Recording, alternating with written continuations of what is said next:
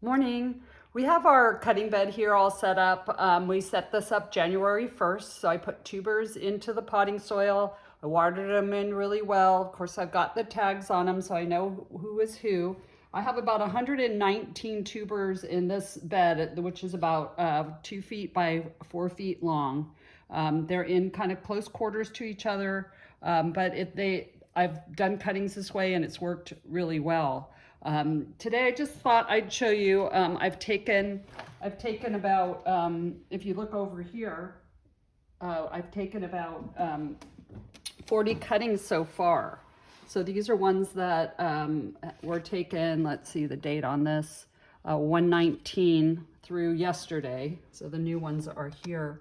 That's something that I just take cuttings probably every other day.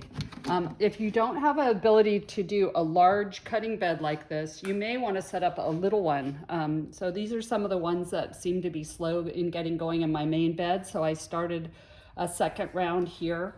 You do want them up by the light. This small container has holes drilled in the bottom so the water can leave, and I just have this as a catch basin at the bottom. So these will be about 3 weeks behind this bed here. But also, you know how we check our tubers during the winter. Once it's about 3 weeks old, and things are starting to sprout. I think I have 75 of the 119 that have sprouted or show good signs of sprouting. But I have noticed that some of these are just not going to be a go.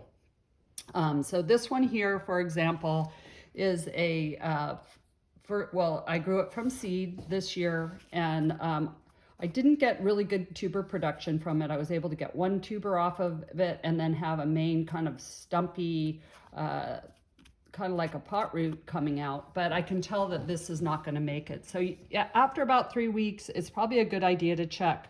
So you can go down like this and you can feel for rot. You could give it a pull out, and so you can see that this one just rotted.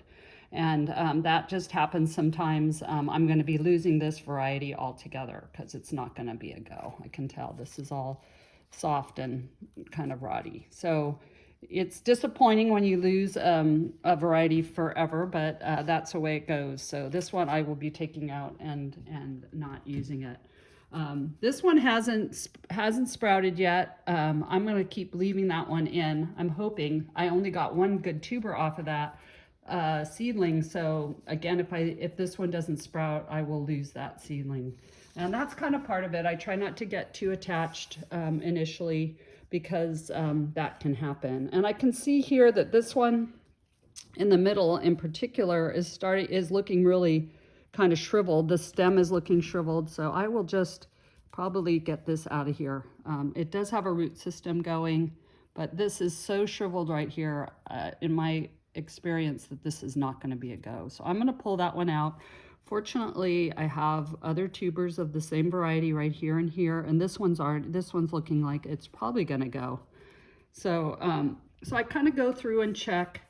You know, this one's sort of slow to sprout. This is Sweet Natalie. I can see there's 1, 2, 3 eyes on here, but this one, I don't know, may or may not. But I went and dug down a little here. Sometimes the sprouts are kind of closer down in this area too. So you might want to, you know, pull back some of the soil and check them. You can see this is Jowie Winnie. It's doing really well. I've already taken a cutting off of here, and you can see it's pushing 1, 2, 3, 4 new sprouts there. This one I haven't taken off of. I just took this is a pot root, so I wanted to show you the difference. These are individual tubers here, so that's just a tuber planted in the ground, but this is a pot root. This is a little I grew it in a 4-inch pot. The tubers are all jammed together, and what you get is multiple sprouts coming off, and I will be able to get probably 50 or more off of this particular one. This is Kay's Kelty Rose. So would you call a pot root a miniature tuber clump? Yeah, miniature tuber clump. Yep. So you can see this one I've taken cuttings off of or pull off of already, and you can see there's lots of new sprouts starting around the area that it was pulled. And so I'm excited about my cutting bed. I love having a cutting bed in the winter. It's like gardening, but inside. If you are going to set one of these up, you will need a container, good potting soil. If it's in your house like mine, I grow mine in my house. It's plenty warm. I don't need any underheat like a seed starting mat or soil cables. But if you didn't have, if you were growing in a cold area, you would need that. And you also need light. So to end this video, I'm just going to show you, my husband Brian built me, called a gantry crane? Mm-hmm. Yeah, so I can raise and lower the lights, which is really nice because it gets out of the way so I don't keep hitting my head. So I'm going to lower this for you. And I bring the light within about 8 inches of the cutting, so this is about 8 inches or so.